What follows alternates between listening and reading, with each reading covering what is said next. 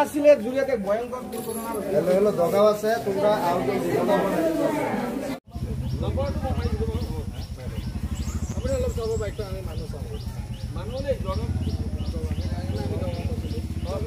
জায়গা বিয়াত হে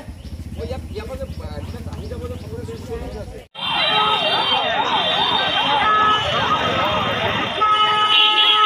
কাৰণ বুলি নাই এক্সিডেণ্ট হৈ যায় কিন্তু আমাৰ জুৰিয়া অঞ্চলত মটৰচাইকেল আৰোহীসকলে 3জন বা কেতিয়াবা 4জন উঠাই পেলাই যি দ্ৰুতগতিৰে ইয়াত চলায় তেওঁলোকে নিজৰ লগতে বেলেগৰো বিপদ কঢ়িয়াই আনিছে গতিকে এই ক্ষেত্ৰত আমি আমাৰ জুৰিয়া পুলিচ প্ৰশাসনক আহ্বান জনাওঁ যে তেওঁলোকে দ্ৰুতগতিৰে বাইক চলোৱা আৰোহীসকলক নিয়ন্ত্ৰণ কৰে লগতে বাইকাৰ্ছ আৰু যিসকল পথচাৰী আছে তেওঁলোককো মৃত্যুৰ পৰা ৰক্ষা কৰে ইতিমধ্যে আমাৰ জুৰিয়াত এনেকুৱা কেইবাটাও ঘটনা হৈ গৈছে গতিকে আমি আমাৰ পুলিচ প্ৰশাসনক পুনৰ আমি আহ্বান জনাইছোঁ যে আমাৰ অঞ্চলত এনেকৈ দ্ৰুতগতিৰে মটৰচাইকেল চলোৱাসকলক নিয়ন্ত্ৰণ কৰে এইখিনিয়ে মোৰ ক'বলগীয়া আপোনালোকে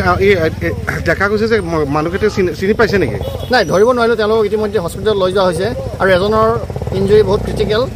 তেওঁৰ কি হৈছে পৰৱৰ্তী সময়ত গম পোৱা নাই ইয়াত কি হ'ল উপস্থিত লোক আছিল তেওঁলোকে জানিব